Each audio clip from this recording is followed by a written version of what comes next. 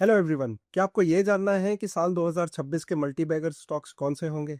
या आपको ये पता करना है कि क्या निफ्टी में बुल रन वापस आएगा और क्या निफ्टी इस साल 30,000 टच कर पाएगा? If you are looking for answers to any of these questions, then I am sorry to tell you you have come to the wrong place.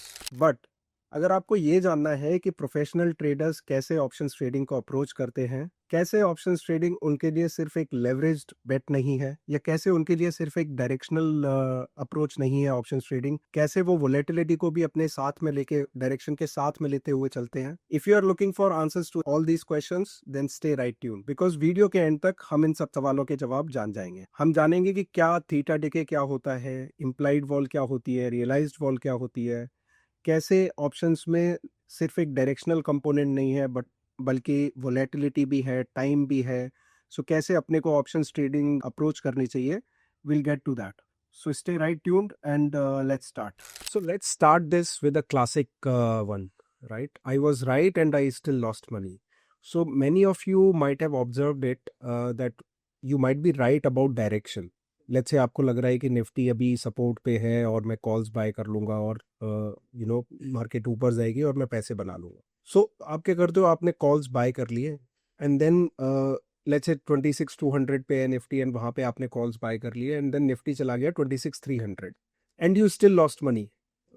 in next couple of days nifty moves to 26,300, but you still lost money. So you were right about direction and still lost money, and you start getting thoughts like options are rigged, market manipulators are there, they are manipulating the price. But the uncomfortable truth is much simpler and more actionable. और वो truth क्या है कि options is not just about direction. उसमें एक volatility का component है, एक टाइम का कंपोनेंट है। सो अगर ऐसा भी पॉसिबिलिटी है कि आज मार्केट में बहुत ज़्यादा मूव हुई और वोलेटिलिटी बढ़ गई, तो options were priced in higher, and then when volatility subsided, then options के प्राइसेस जो है वो वहाँ से कम हो गए। तो ऐसा कई बार होता है नए लोगों के साथ, नए ट्रेडर्स के साथ, कि वो डायरेक्शनल बेट तो उनकी सही रहती है बट ऑप्शंस में जो ट्रेड लेते हैं वो गलत हो जाती है। So remember that options is not just about direction, you have to factor in time, you have to factor in volatility also. Yeah so that was what I was talking about, कि जो biggest mistake होती है जो नए लोग करते हैं, beginners करते हैं, वो ये कि ऑप्शंस को स्टॉक्स के जैसे ट्रीट करते हैं। आपको दोनों में डिफरेंस समझना पड़ेगा। जैसे अभी मैं स्टॉक ट्रेडिंग की बात करूं तो यहाँ पे लॉजिक क्या है कि as long as I am right on direction, मैंने मान लो कोई स्टॉक बाय किया, अगर वो ऊपर जाएगा तो मेरा पैसा बनेगा, अगर वो नीचे जाएगा तो मेरा पैसा नहीं बनेगा और मुझे नुकसान होगा। बट ऑप्शंस में वैसा नहीं है, you have to be right on direction plus you have to be right on timing and right magnitude also, कि कितना ऊपर जाएगा। ओके तो वो एक एक्सपेक्टेड मूव रहती है ऑप्शंस के प्राइसिंग की वजह से। अगर वो एक्सपेक्टेड मूव तक ही गया तो भी पॉसिबल है कि पैसा नहीं बने। तो कितना ऊपर जाएगा, कितनी जल्दी जाएगा और डायरेक्शन सही होगी या नहीं, तो ही ऑप्शन अगर आपने जो बाय किया है उसमें प्रॉफिट होगा। स्टॉक्स में क्या है, आप टाइम को न्यूट्रल कर सकते हैं, राइट? आज अगर रिलायंस 1470 पे ट्रेड कर रहा है, एक साल बाद भी अगर 1470 पे ट्रेड कर रहा है, तो आपकी ट्रेड में कोई नुकसान नहीं है, you can buy and hold. Option में वैसा नहीं कर सकते हैं। फॉर एग्जाम्पल अगर हम दिसंबर की ऑप्शन चेन देखें निफ्टी की, let's look at that. I think इसमें दिसंबर की नहीं है, so let's look at March. Okay so March की जो एटीएम है दैट इज 25,700, राइट? और 25,700 का कॉल का जो प्राइस है वो 793 है। सो अगर हम ये कॉल ऑप्शन बाय करते हैं, let's say we hold it until the month of March, and वहां पे मार्च में 25,600 रहता है निफ्टी। सो इसका मतलब क्या है कि आज का जो प्राइस है 25,600, in fact ATM is not 25,650, ATM is around 26,150। Okay यहाँ पे एटीएम 26,150 मार्च का इसलिए है बिकॉज कॉल का प्राइस 528 है, पुट का भी प्राइस 510 है, तो वो सिंथेटिक फ्यूचर से आता है। मार्च का फ्यूचर अगर ट्रेड कर रहा होगा तो मार्च के फ्यूचर से आएगा, तो वहां से अपना एटीएम जो है वो 26,150 है। तो लेट्स से हम 26,150 की कॉल ये बाय करते हैं 528 रुपीज में, और इसको इंडेफिनेटली होल्ड करते हैं, मतलब मार्च एंड की एक्सपायरी है तो मार्च एंड तक होल्ड करते हैं। तो अभी होगा क्या कि लेट्स से निफ्टी 25,700 से बढ़ के 400 पॉइंट ऊपर चला जाए नेक्स्ट 2-2.5 महीने में, ठीक है, और 26,100 तक आ जाए, फिर भी आपकी जो 26,150 की कॉल है उसमें लॉस हो जाएगा और ज़ीरो हो जाएगी। सो इसका सिंपल सा रीज़न ये है कि you can not hold options like stocks, right? They have time to expiry, ठीक है? सो वो जो टाइम है वो ऑप्शन बाइंग के केस में टाइम इज़ योर एनिमी, क्योंकि थीटा डिके होता रहता है।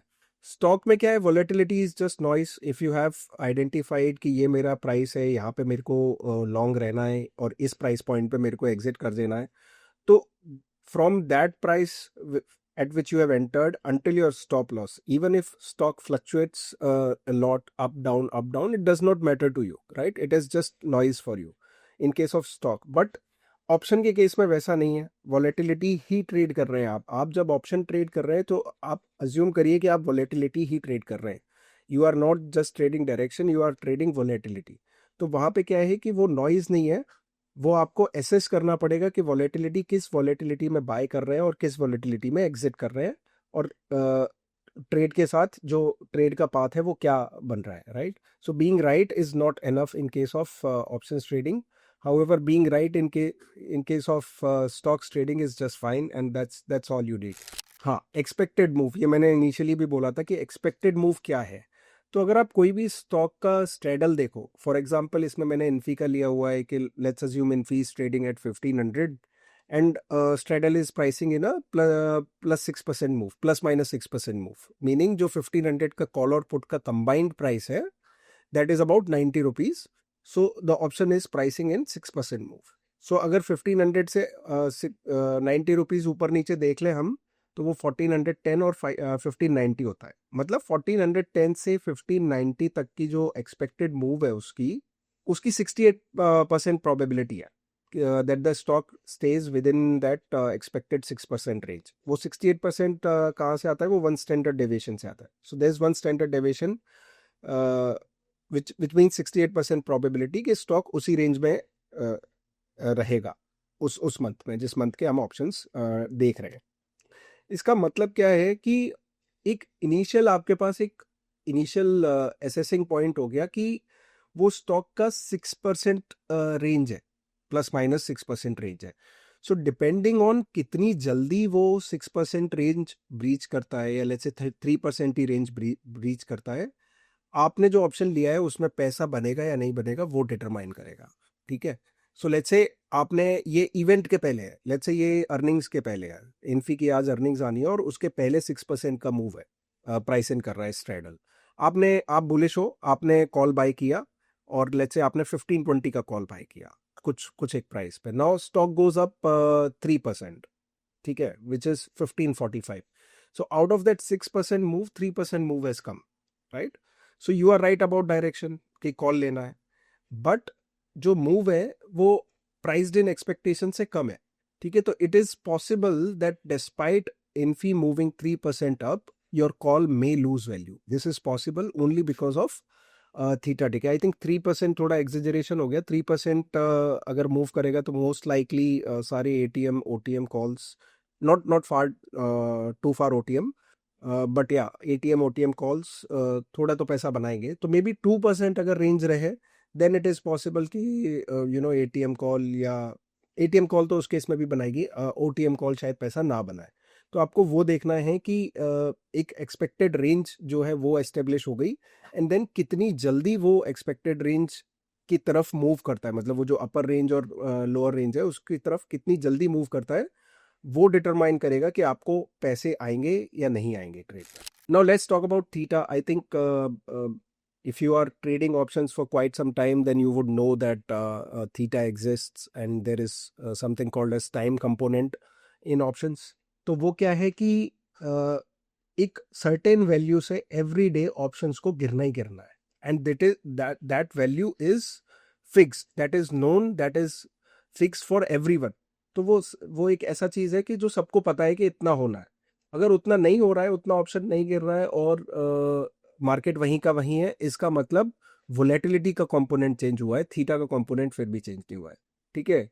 तो इसमें क्या है, ये थीटा डिके का कर्व है। एज यू कैन सी कि as we move closer to the expiry, so this is where expiry is, your theta decay curve accelerates, which means जो लास्ट के दिन होते हैं एक्सपायरी के, उसमें थीटा डिके बहुत फास्टर होता है, और वही इस कर्व के थ्रू एक्सप्लेन किया है। इसका मतलब क्या है कि options lose more value per day as the expiration nears. ठीक है, एक एग्जांपल यहाँ पे दिया हुआ है, ये रफ आइडिया है। A weekly option loses 40% of its value in last 2 days even if the stock does not move, you know. So when you are closer to the expiry, think of it this way: when you are closer to the expiry, try to avoid buying options, because theta decay is very fast and you will have to be right about direction pretty soon. Otherwise your option may lose value a lot faster.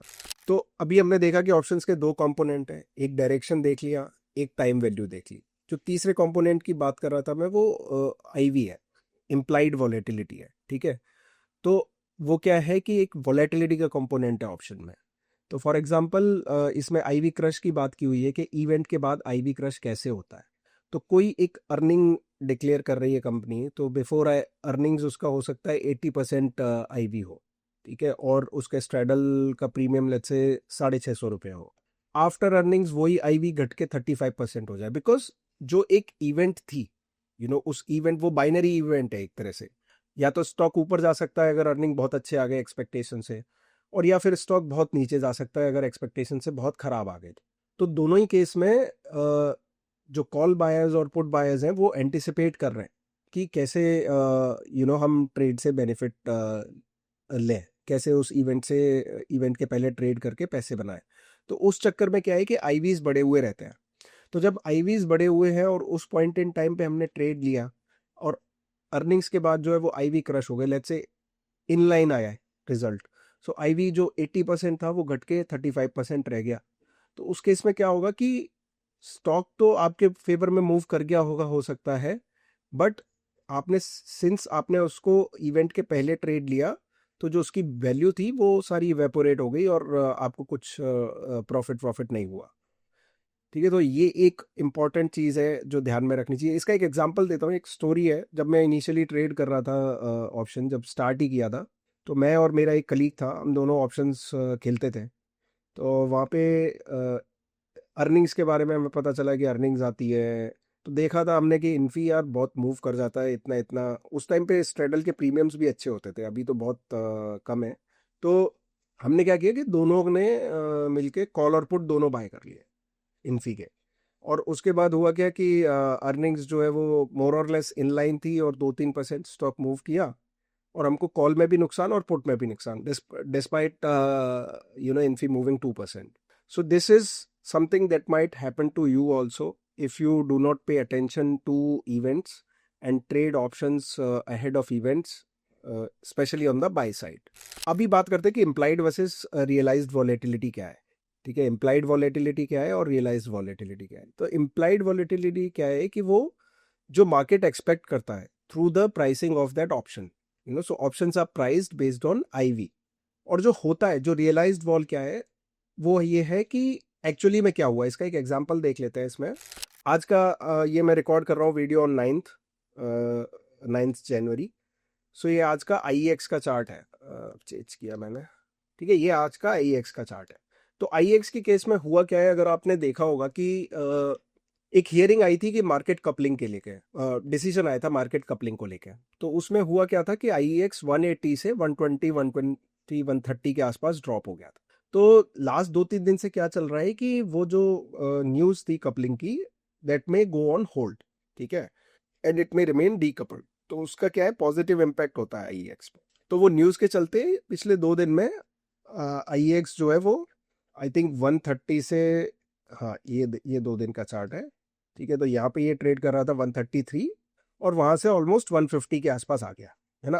आज का जो open था IEX का वो 150 था। अब इसका straddle देखें अगर हम, तो ये सुबह 10% से ज़्यादा प्राइस इन कर रहा था। ठीक है, तो वो हो गई आईवी बता रहा है हमें। ठीक है, उसकी आईवी कितनी है, मे बी लेट्स से 60% है या 55% है, तो वो आईवी बता रहा है, और उससे हमें पता चल रहा है कि कितनी एक्सपेक्टेड प्राइस मूव है। अब ये जो हो रहा है, ये पहले ऊपर गया, नीचे गया, फिर ऊपर गया, फिर नीचे गया, और नीचे जाता ही गया। ठीक है, तो ये जो हो रहा है, और इसमें जो वॉलेटिलिटी रियलाइज हो रही है, उसको बोलेंगे रियलाइज्ड वॉलेटिलिटी। ठीक है, तो जैसे यहाँ पे 150 पे था IEX 150 से ये पहले 160 गया, which is about 6-7%.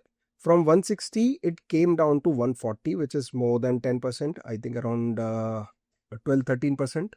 And then from 140 it again went up to 150, 153, which is again a 10% move. And from 154 it closed at 139, which is again a 10% move. So you see 6%, 12%, 10%, 10%. So this is the realized move of IEX just today. Now अभी होता क्या है कि हमको लगता है कि यार 10% जो है इवेंट के पहले वो हो सकता है IEX के लिए ज़्यादा हो, बट आप उसका पीछे का भी चार्ट देखोगे ना तो वो ऐसा है कि रियलाइज बॉल उसमें हमेशा रही है। ठीक है, जब जब से ये जो मूव हुई थी 180 से नीचे गिरा, 180 था या कितना था, हाँ आई थिंक 180 था पीछे, 170 180, तो जब से वहां से गिरा है ना उसके बाद में इसमें रियलाइज्ड फॉल अच्छे से है। तो just because straddle is pricing in 10% here does not mean कि वो वहाँ पे ऑप्शंस बहुत एक्सपेंसिव है और हम बेच के पैसा बना सकते हैं। यू नो, बेच के पैसा, ऑप्शंस बेच के यहाँ पे पैसा तभी बनेगा जब ये जो रियलाइज्ड वॉल है ना ये इम्प्लाइड वॉल से कम रहेगी। ठीक है, तो वही यहाँ पे बताने की कोशिश की है कि एक इम्प्लाइड वॉल होती है which is what market aspects, और एक रियलाइज्ड वॉल होती है which is what actually happens, right? So stock has, let's say, 50% IV, you pay 400 rupees for calls. Stock only realizes 20% volatility. So इसका मतलब क्या है कि हो सकता है कि वहाँ पे IV heavily priced in हो और option decay हो जाए despite being right on direction. Now here it is written that buy when RV will exceed IV, sell when RV will be less than IV. Now this nobody can tell, right? So realized vol future में current implied vol से ज़्यादा होगी या कम होगी ये किसी को नहीं पता है। अगर ये सर्टेनिटी के साथ पता हो किसी को देन तो हमेशा प्रॉफिट ही होगा, मतलब नुकसान कभी होगा ही नहीं। अगर मुझे पता है कि रियलाइज्ड वॉल ज़्यादा रहने वाली है इम्प्लाइड वॉल से तो मैं ऑप्शन बाय कर लूँगा, स्ट्रेडल बाय कर लूँगा। So this in reality does not happen. It is written over here, but yeah, you try to forecast what is realized wall going to be, or you try to anticipate and then take a trade based on that. Now this is a framework for for beginners. Before every trade you need to ask these questions, that if there is an upcoming event तो वहां पे अपने को क्या है, buying avoid करनी है options की, बिकॉज आईवी क्रश हो सकता है। अगर करंट आईवीज हाई हैं तो हम स्प्रेड्स सेल करके काम कर सकते हैं, करंट आईवीज लो हैं तो हम स्प्रेड्स बाय करके काम कर सकते हैं। फॉर एग्जांपल, अगर मेरा व्यू बुलिश है और आईवीज बहुत हाई है तो मैं पुट स्प्रेड बेच सकता हूँ। अगर वहीं आईवीज बहुत लो हैं तो मैं कॉल्स बाय कर सकता हूँ या सिर्फ कॉल स्प्रेड बाय कर सकता हूँ, दोनों में से कुछ भी कर सकता हूँ। ठीक है, देन आपको देखना है कि डेज टू एक्सपायरी कितना है। If there is less time for your options then be very careful about trading those, okay, because there is extreme theta decay that may happen in last week. And then also see that whether your max loss is defined or not. If you are trading naked option selling position, then you have to be sizing your position right, otherwise trade risk defined positions. So this is buyers versus sellers. So typically buyers would have a win rate of 30 to 40%, and this is when they are profitable traders, otherwise this win rate could be much lesser. And option sellers would have a win rate of about 70%, maybe in some cases more. They are against theta. Option buyers loses value daily, and option sellers earn through theta decay. If the move is large and in your anticipated direction, then option buyers, as an option buyer you would make money. But if the move is large and as an option seller you would probably lose money. 75% of options expire worthless does not mean that you always have to be selling options. There is an edge in selling volatility, but that does not mean that it will always get realized. तो वो इसका मतलब ये नहीं है कि सिर्फ option selling ही करनी है और उसमें पैसा आएगा ही आएगा. These are some of the beginner mistakes. I have talked about most of them except for improper position sizing. Now इस साइजिंग के लिए क्या है कि अगर आप ऑप्शन बाइंग कर रहे हो, ठीक है, and let's say you are entirely into options buying, Then a rough guide is कि do not cross more than 5% of your account value in option buying, right? In premium paid. तो अगर मैं Nifty trade कर रहा हूँ और Nifty में मेरे को बुलिश और बेरिश ट्रेड करता हूँ depending on direction, depending on price action, तो इसका मतलब ये नहीं है कि मेरा अगर मेरा अकाउंट साइज अगर 1 लाख रुपए का है तो मैं उसमें से 60,000 का ऑप्शन बाय कर लूँ या 80,000 का बाय कर लूँ. Generally the good sizing guideline is about 5%. In some high risk takers, they could go up to 8 to 10%. High risk with low capital, they could go up to 8 to 10%, but certainly not more, right? And in case of option selling, you have to trade based on notional exposure. So if your account size is let's say 10 lakh, then you should not be trading more than 20 lakh notional exposure in case of option selling, especially the naked option selling. If you are hedging your position, then maybe with appropriate hedges you could go up to 3x. Now, questions you should be asking before you trade, before you take any trade is, you know, what is one of the biggest mistake with the beginners is the impulsive trades. They don't have any system in place. They sometimes they don't trade, and sometimes they would just take आज अच्छा bullish लग रहा है market तो call bye कर लेते हैं, या आज बेरिश लग रहा है तो पुट बाय कर लेते हैं. तो कोई सिस्टम प्लेस में नहीं है. So first thing you have to identify for yourself is कि किस सिस्टम के हिसाब से मैं ट्रेड कर रहा हूँ. It could be very simple system, EMA based system, or whatever system you want to identify, but have some proper system in place, have and try to identify the thesis and catalyst for each and every trade. Remaining things I think we have discussed कि current IVs कैसे हैं, अगर high हैं तो option buying avoid करनी है, days to expiry थोड़ा अपने साथ में रखिए, because sometimes we may be right about direction but not immediately. ठीक है, तो वो अगर आज या कल की एक्सपायरी ट्रेड कर रहे हैं और आज गलत हो गए तो वो पूरा पैसा चला जाता है. मैक्स लॉस को चेक में रखिए कि एक ट्रेड पे हमको 2% से ज़्यादा अकाउंट का नहीं लूज़ करना है. तो अगर मेरा अकाउंट साइज 1 लाख रुपया है तो मेरे को एक ट्रेड पे 2,000 रुपये से ज़्यादा नहीं लूज़ करना है. इस तरह से उसको सोचिए. ठीक है, इवेंट के पहले कर रहे हैं या इवेंट के पहले नहीं कर रहे हैं, वो सब भी क्या है, और अगर अपने ट्रेड फेवर में जा रही है या अगेंस्ट जा रही है तो एग्जिट प्लान क्या है. सो ये सब चीज़ें अगर आप पहले से आइडेंटिफाई करके रखें कोई भी एक ट्रेड लेने के लिए, then I think you will be on a right path to trade options. If you are bullish and IVs are low, you can buy call spreads. If you are neutral on an underlying, you can probably look to sell iron condos or iron flies, and probably gain through theta decay. Post earnings, when IVs are crushed, then you can consider selling put spread where stocks have posted good results and then stocks are bullish. Max risk is already defined by the spread width that you have taken. Now, as a beginner, this is what your action plan can be. In first week, try to paper trade. Try to identify some sort of system. That if market closes below this level, then I'm going to. If market breaks swing low, if market breaks swing high, then I'm going long. Then I'm going short, and try to take paper trades based on that. Check those questions checklist that we have discussed, see, track IVs, track DTs, and then see if there are events and other things. So paper trade based on all these things, and then study your trades. If a trade made money, why did it make money? If the trade lost money, why did it lose money? And try to find some patterns as to what is happening with your trades. And in week 3 you can start small, put real money at stake, because that's where emotions come in. In paper trading you won't feel the right emotions, so that's where emotions come in. And then try to document your trades and journal your trades, and try to find 2-3 setups that work. If you are taking time, then it's okay. Don't just jump to week 3 and start trading with real money unless you have got some hold of your system, and got some hold in the paper trades. Yeah, so I think that's about it.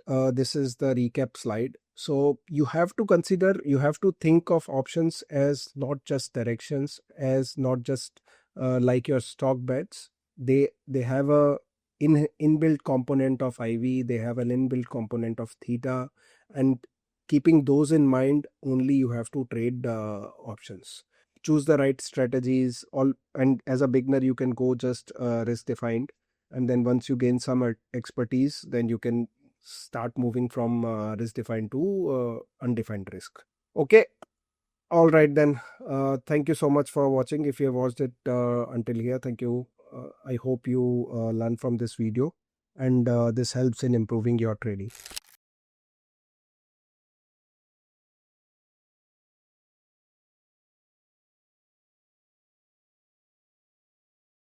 Investment in securities market are subject to market risks. Read all the related documents carefully before investing. Please read the risk disclosure documents carefully before investing in equity shares, derivatives, mutual fund, and or other instruments traded on the stock exchanges.